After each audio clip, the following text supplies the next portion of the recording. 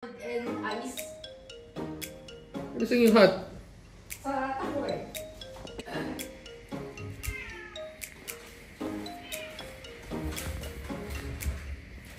Peggy, come on na. Let's eat na, Peggy.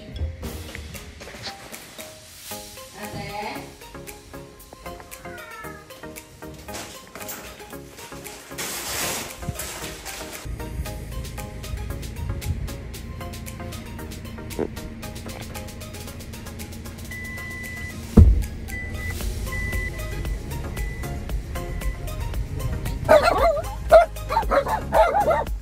Ayan na. So, meron kasi binili si Bekbek nung last week. Well, naghanap nga tayo.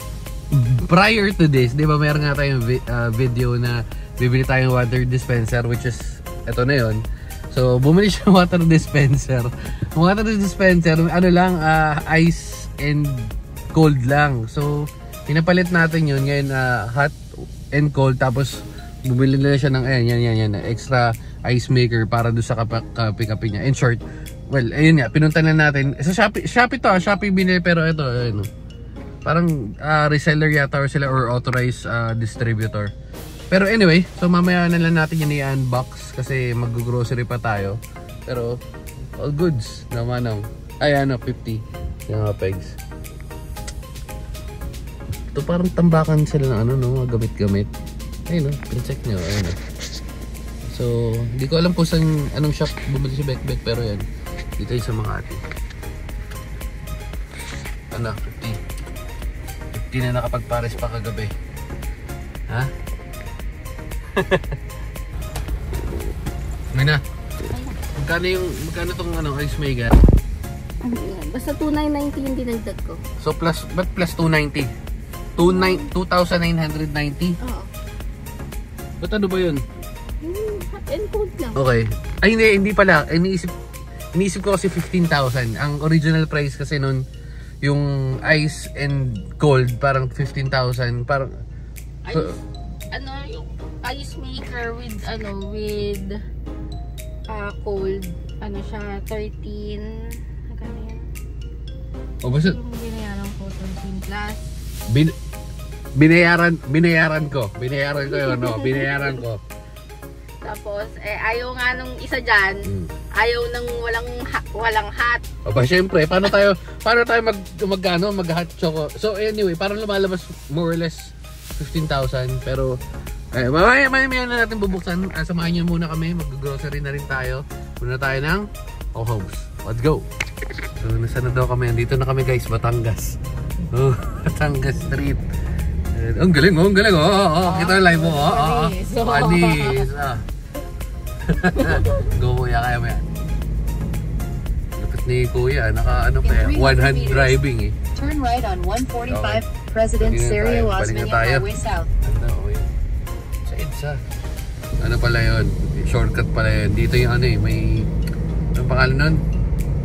Kinakainin namin sisigan, masarap na sisigan yan. Evangelista, tama. Okay, so guys, magtitiwala tayo kay Waze. Pinapadaan niya ako dito sa flyover kasi dapat doon tayo diretso eh, para labas natin, para dire-diretso Cavitex. Pero ewan ko kung bakit sabi ni Waze dito tayo. So try natin tong daan na to. Hindi kasi meron ng ginagawa ano eh, may ginagawa na yung dito. Yung ginagawa na yung ano, yung ay, riko, medyo pangit yung daan. Riko. Ginagawa na yung daan na ano, na daang matuwid. Hindi yung para Cavitex. Tignan natin, malalaman natin. So pagtawid na natin ng naging ano na tayo, naging ano na tayo, parang travel vlog na tayo bigla. So dito na tayo, Gedli. Okay, first time natin dito dadaan. Yan. Babag. Saan tagos nito? Pinapabalik, ba't ganun? Pinapabalik eh, oh. No ID, no RFID. Pero manipis yung daan.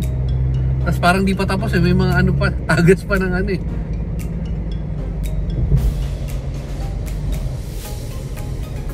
Parang pamilyar sa akin yung lugar na parang hindi. Ah, okay, ito na yan. Saan nilusot yun? Pero ito na eh. Ayun o. Cavitex na to, di ba? Cavitex. Ayun, Cavitex. Cavitex na nga. Parang mga 5, more or less mga 5 minutes. Parang ganun. Oo, kaysa dun dadaan ka sa ano. Pwede na, pwede na. Ayan no, nakakita nyo na naman ito sa channel na ito. Kaya sinasabi ko sa inyo, don't forget to click, subscribe, and comment. Hanas palagay mo. Ha? Magkano bang bayad dito? Bayad na ako ha. Ay, mababa yun? So, dito na ako. Ayun na.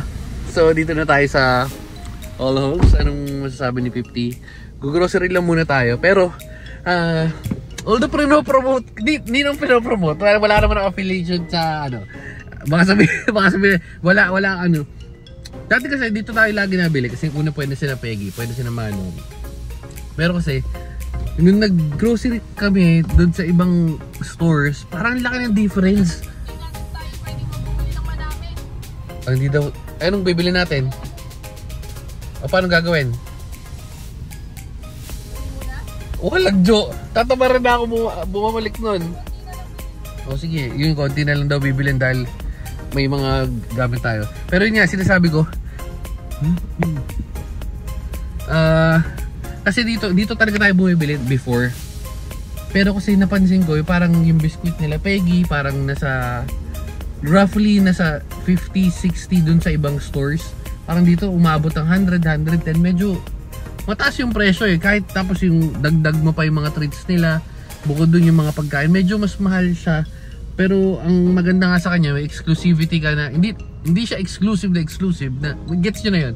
Pero yun nga, pwede kasi yung pets. Kaya tayo dito nag-grocery. Pero yun nga, dahil nga medyo naging busy tayo ng mga nakarang linggo, ang ginagawa ko na lang life hack, umorder na lang ako sa Grab. So halimbawa, sa isang store, bibili tayo ng kung ano meron available sa store na yan. Doon sa kabila ulit. Tapos parang ang delivery lang nasa 200-300. Tapos bibigay ka ng 50 na tip or 100 na tip, diba? So wala lang, sinishare ko lang. So simula nun, parang every week, kasi dati ang grocery na namin dito umabot ng sa 10 to 12 eh. Parang simula nun, parang nasa roughly naglalaro lang ng mga 8, 9, ganun. Medyo malaki yung difference din, 2 to 3,000 din. Anyway, share ko lang. So, baba na tayo.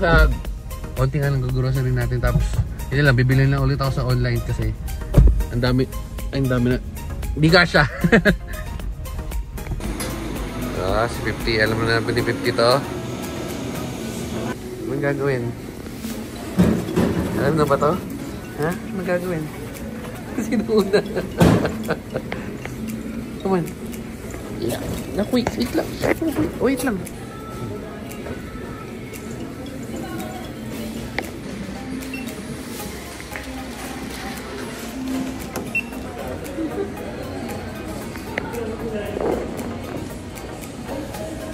Ayan na. So, pauwi na tayo. Last stop na yan. Mag-unboxing na tayo kasi punong-puno. Wala na tayong paglalagyan. Punong-puno na. Saka, uy, paulan na naman, no? Naku po, ulan na naman. Okay, so dito na tayo. Anong kulay nito? Ayan pala, ayun na nakalagay replacement. Ha? Silver. Ba't silver? Anong black? Ayun, silver. Unbox.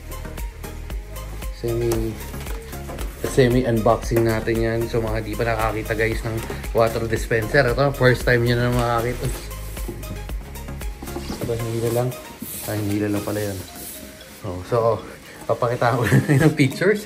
Bottom landing, freestanding, compressor cooling, hot normal. Ayun ang hinahanap natin, hot normal and cold. Fast cooling, low noise. Tapos maganda ba yung tsura? Very good. Very good. Yung tsura. Ano ganyan? Sa magkano yung ganyan? 9.7. Ba't nagdagdag pa? 9.7. Magkano ba yung ice maker? 6,000. At gagana ba yun? Uwe. Sige nga, testingin natin. Ito pwede. Sakto kakulay ng ano. Hindi ganun kakulay pero all goods na. Pwede na. All goods. Yes, Letlet. Magkano mas mo si Letlet? Ay, oo. Ano ba yung gagawin kay Letlet? Yung gagawin kay Letlet? Okay, ito na yung ice maker natin. Ibig sabihin siya ay gumagawa ng Ice. But replacement, wala naman itong ano. May warranty pang mga ganyan. So, 2.2 liters, 90. Oh, 99 piece. Napakatindi pala ng specifications nito, no? Manual loading, rated, packing, fortune bodies. May Hanabishi. Okay. Ba't di na lang sa TikTok? Sa TikTok, mura lang yun. Parang 500 lang. Oo, tapos bukas sira na. Grabe ka naman sa TikTok. Round bullet shape ice. Napakatindi ah. Testingin nga natin yan. Pwede tayong gumawa ng halo-halo dyan. Pang ano lang po, pang ice coffee. Ayun, walang kwinta. Walang kwinta pala yan. Yes, Letlet. Anong kulay? Yan, baba. May nakikinod. Ano yung 50? Bilis mag-grocery pa ako online. Yan, Anong kulay? Parang rep lang yan. Testingin kagad natin kung gumagana. Saglit lang. Ha? Madali. That mga 3 minutes may ice na kagad yan ha. Kasi ice maker. Ang tagal naman. Ice maker, yun lang trabaho niya. Gumawa ng ice eh. Init. So habang nag-ayos siya dyan, mag-grocery muna tayo.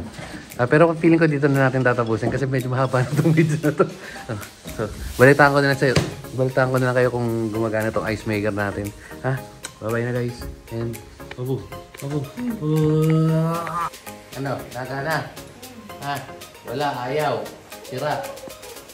Wala, sorry. Habang nag-aaway-aaway ito. Sige, buksan. Ano yan? May unboxing pa tayo ng electric vanilla para pag gumagala. Sige. Sige. O, kagatin mo. Bigyan ng kutsilyo itong mga to. Para kasakitan. O, kutsilyo. Sige. Ayan. O, sige.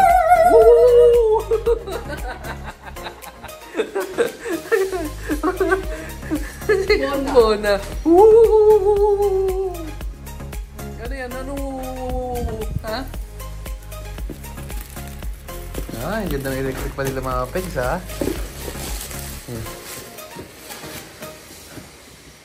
Dalawa lang pala yan. Electric pa lang niya. Geos yan, eh. Wala steak. Kala ko naman para sa stroller. Para sa stroller nga. Paano magkakasya yan dyan? Nakalagay din sa loob. Parang ginawa mo ceiling pa. Wala, yun lang pala. Uy.